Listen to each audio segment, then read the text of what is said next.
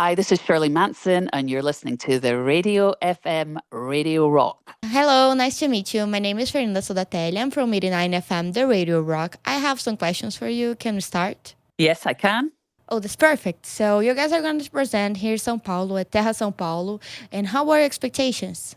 Our expectations are about as high as they can get. I mean, I'm sure you hear this all the time, but anytime a band gets to come and play in Brazil is a big deal, you know, Yeah. because your audiences are quite extraordinary. Not all audiences around the world are like the Brazilians, and you know this. I don't need to tell you this. I'm honored about it.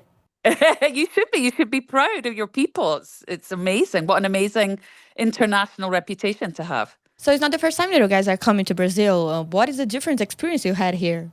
The last time we played Brazil was last year.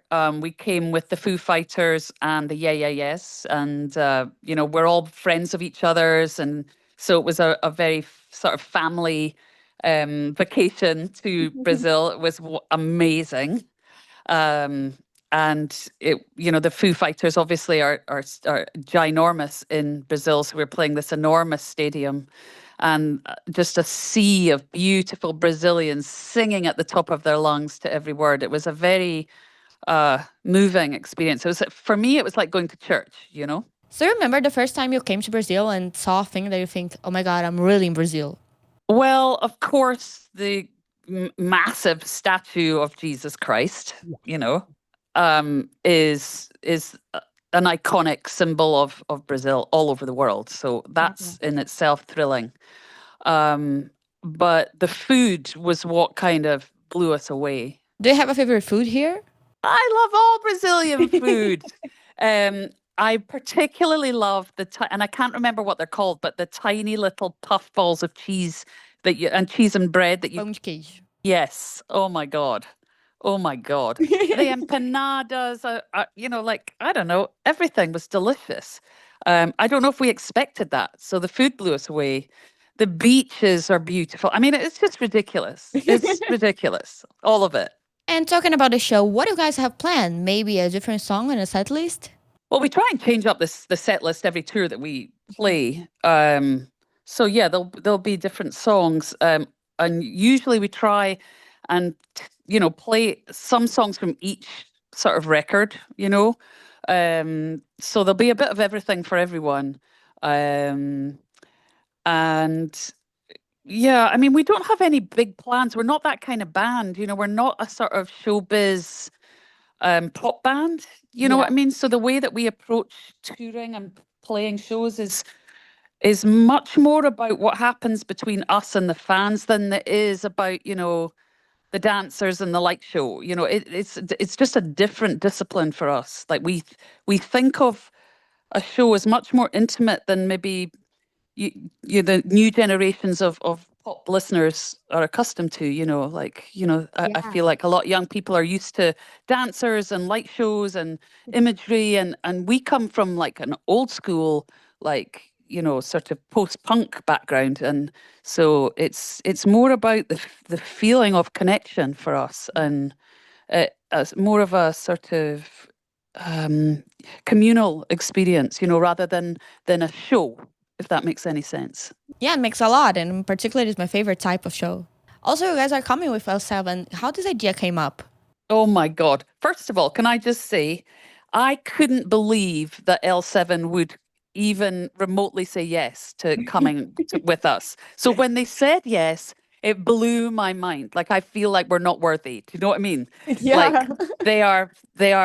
First of all, I love them as people. Like, Donita and I have gone out on our own recon quite a few times. We love each other, and Butch, of course, produced Bricks Are Heavy by L7. So that's the drummer in Garbage, and he has known L7 since their debut record. So there's a lot of history there and a lot of love between the bands. But above all else, being a woman in the world, and I'm sure you probably know exactly what I'm talking about, to see women like L7 out there changing the way the world views women is exciting. They're really rebellious. They have changed the way the world like allows women to be, you know. Yeah. So I'm really grateful to them for their feminist sort of activist kind of badass provocative rebellion. I'm really, really into it. So I think this is a very special show for us. You don't always get to play with feminist icons. For You know sure. what I mean? Yes, for sure. I'm usually the only feminist icon on the bill. So Yes. to get, you know what I mean, to get us all on the one stage, that feels like historical to me. Yeah, do you remember the most memorable time of them? Well, the most memorable, well, this is a true story. I don't know if I've ever told this story before. I'm at my best excited. friend's house long before I'm even in Garbage. I'm in another band entirely. Yeah. And Pretend That We're Dead came on the radio. And I said to my girlfriend at the time, I said, I wish somebody would make me sound like that. And then cut to a few years later, I'm working with Butch Vig, you know, so Yeah. that's my most memorable L7 story. But of course, for me, it was when they were on a festival in England. And I'm not sure I'm allowed to say this on the radio, so I won't say it. But there was a gesture made by one of the girls in L7 that absolutely appalled the media. And I loved it and I thought it was hilarious and punk rock and exciting. And yeah, I will love them forever. Yeah, and Garbage has been on the road for a long time. How do you see the evolution of music all of these years? Well, you know, God, that's such a great question. I don't know if I've ever been asked that question before.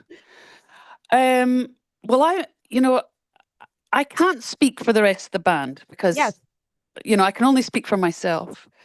I became less and less invested and interested in pop music the longer my career, you know, continued.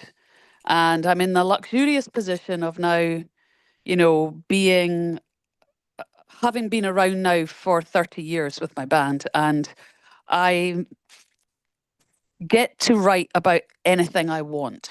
You know what I mean? In terms of I can sing about absolutely anything. If something is upsetting me, pissing me off, hurting me, I can put it into the music and not worry about whether it gets played on the radio, not worried if, you know, some TV show won't put us on, you know, on their show. I can just make music for music's sake and basically salve myself, like it soothe myself, you know, it's self-soothing. Um, and I think as a result of that, the music's gotten a lot tougher and probably a lot more rock than perhaps our earlier Yeah. records. And also, you guys released an album called Copy and Paste. How do you guys pick the songs to be there? Well, we have recorded now for 30 years, and every album cycle we tend to do a couple of cover versions for fun.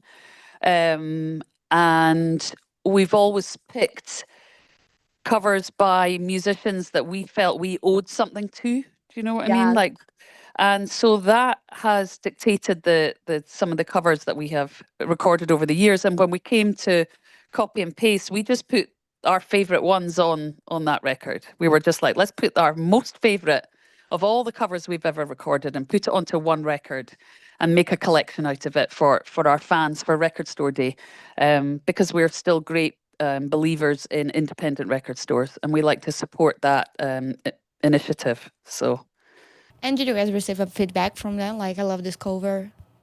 yeah, we did. We were quite surprised actually how much people loved it.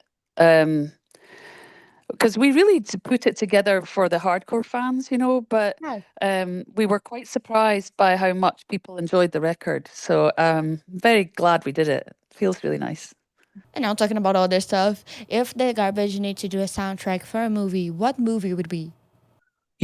Oh, sorry, I shouldn't swear. You're really good at this. You're really good Thank at your you. job. Can I just tell you, like, I don't know how I've been doing this for 30 years and nobody's ever asked me that question either. Oh, thank you.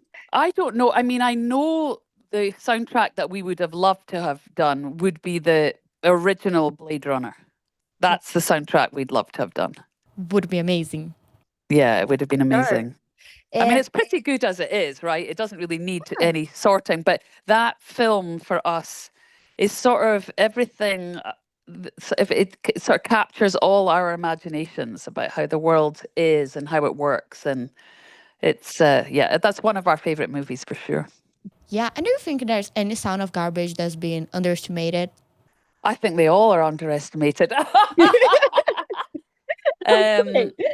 Yeah, I mean, I think for me, the song that we think sort of in inverted commas got away from us was Cherry Lips, Yeah. because we felt that was a smash. Like when we recorded it, we played it for our management and our record label, and everybody was like, "This is amazing. This is going to be a hit." And we all believed it was going to be a hit. And then September 11th happened in America, and our rock music was pulled from the airwaves, and that kind of killed that whole album cycle for us. But for Can me, imagine. Cherry Lips, yeah, I feel like Cherry Lips is the song that kind of got away. I'm very, very proud of that song. I think it celebrates that, the sort of weirdo in society. It's a story of of like trans love, Yeah. and it's I'm very proud of it, and I love it, and it has become a live favorite. It's one of the songs that goes off live, because I think the fans have fallen in love with it over the years, So Yeah. that's maybe the song that got away. And it has happened in another way. Not a song that you don't like, but you can't play it anymore because you played it so many times. That's a good question too. I feel like okay, maybe this says something bad about my small mind, but I've never really gotten tired of any of the songs. Like there's none that I'm like, I cannot face singing this ever again.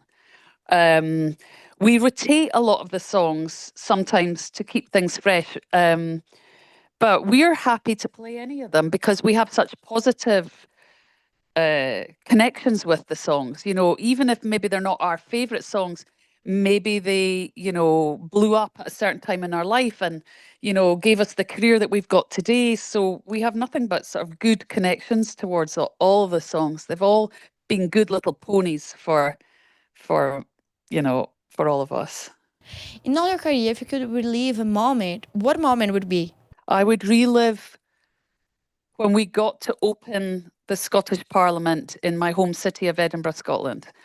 And my mummy and my daddy were my dad's still alive, but my mummy was still alive back then. And my sisters were there, and it was a moment of extreme pride for me as a Scottish girl, as a girl from Edinburgh, to open Scotland's Parliament for the first time in 234 years, or however long it was. It was a big honour, and that arguably is the memory I'll take with me. When I'm lying on my deathbed thinking about my career, that will be the moment of like, I sang for my city, I sang for my country. That's beautiful. And what can we expect from Garbage next year? A new album, a new song, a new collaboration with a Brazilian artist? Well, let's hope we have all of the above, but Yeah. we just announced our brand new record this morning. It's coming out on the 30th of May, very, very soon. And it's our 8th studio record, and it's called Let All That We Imagine Be the Light. And we're very proud of it, and we hope that all our beautiful fans love it as much as we do. And the rest is unknown. The future, who knows what it holds. Can you give me a little spoiler and talk about your favorite song and what is about it? Well, the whole record, and it's really, our last record, our 7th record, was called No Gods, No Masters, and it was very political and very outspoken and very forceful. And when we came into making this 8th record, this new record, I felt that I would go mad if I stayed in that outraged headspace. And so I sort of forced myself to try to find my sort of optimism and my tenderness. And the record is still very forthright. It's still quite political in a way, but it's very loving, and it's quite, I think, uplifting in a funny way. Yes. And it's also quite dark and creepy. It's a balance. It's a balance, exactly. It's a beautiful balance. How important do you think it's about artists talking about political stuff in their music? I don't know if it's important, but I think if you are an opinionated person, which I certainly am, you can't help but have opinions about the way the world is being run. It's impossible. I mean, there's so often you hear people say they should stick to music because they don't like your particular take on one thing or another. You know, they want you to shut up. But the fact is, we're human beings, right? And politics affects us just as much as they affect anybody else. So I think if you're a political person, you can't help but that show itself in the music. I do not think every artist is wired that way. I think they should be allowed to make the kind of music that they want to make, you know, and it's important that we hear from all different kinds of voices, all different kinds of perspectives. You know, I believe in that. It's really important that we all make up our own mind about things. And I don't believe in all this stupid censorship and burning of books and all that crazy, fearful nonsense, you know. I believe that as a future for us all, we all have to hold each other's hands. And if we don't learn how to hold each other's hands and get through the fire, then we're going to destroy ourselves. And I really feel strongly about that. Like, we have to learn how to get together. We need to figure out how we're all going to get on the same page, one way or another. And stepping on people's necks and stopping them from living their lives the way they want to is not the way to do that. That's all I have to say. That is the sermon over for this morning. Go in peace, child. Go in peace. Thank you so much. It was a pleasure talking to you. You've been amazing. Thank you so thank much. you so And much. love to Brazil. And when you're in Brazil, I hope you come to the radio. We are very welcome here. That would be very nice. I'd love to meet your beautiful face in Oh. person. 89. A Rádio Rock.